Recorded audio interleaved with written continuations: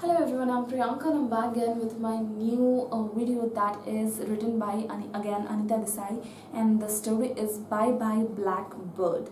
Anita Desai is a reputed Indo-Anglian woman novelist. In her novel, the focus is on inner climate. वो अपने novel में inner climate में बहुत ज़्यादा focus करती है. They deal with the cultural displacement. उनकी जितने भी novel है वो cultural displacement पे based रहते हैं.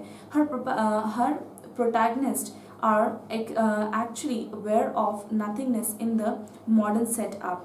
They feel that they are not worthy anything in the society. उनको लगता था कि वो worthy नहीं है society में exist करने के लिए. The sense of futility in extremely appealing. Desai Bye Bye Blackbird is a fine novel. Desai Bye Bye Blackbird जो है बहुत ही fine novel है. It presents the theme of alienation and East-West clash.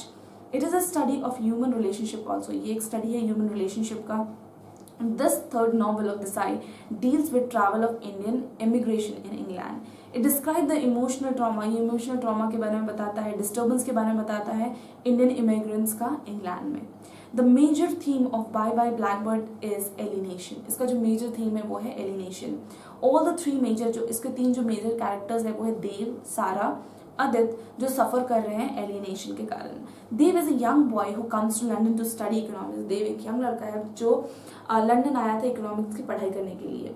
He stage there with Adit and सारा. वो वहाँ पे अदित और सारा के साथ रहता है. He is not happy to see the humiliation of Indian. उसको बिल्कुल भी अच्छा लगता है कि वहाँ पे जो ब्रिटिशर्स है वो इंडियंस को ह्यूमिलेट करते हैं. Due to this, he began to suffer from alienation. और उसके कारण वो alienation के कारण बहुत ज़्यादा suffer करने लगा. Adit shows that he loved England too much. Aditya ये शो करता था कि उसे इंग्लैंड बहुत ज़्यादा पसंद है. In fact, this show shows his mental agony.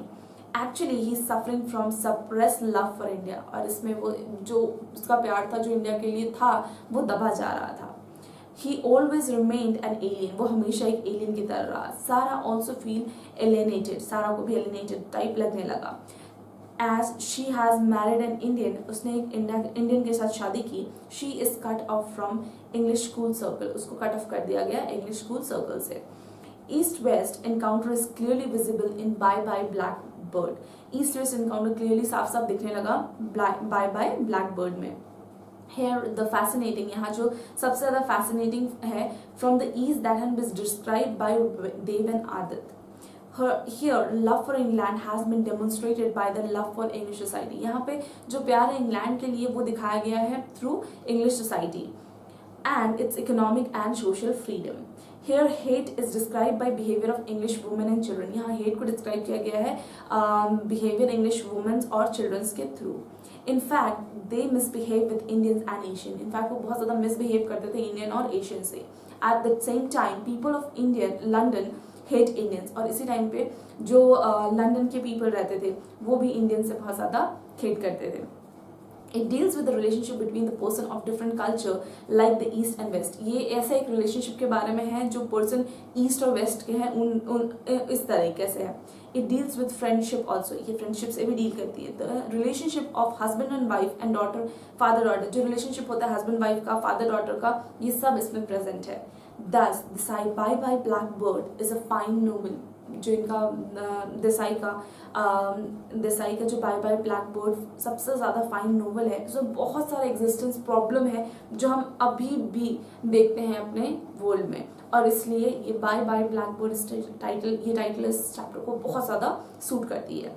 So that was a small summary of the chapter Bye Bye Blackbird. I hope you liked it. Thank you.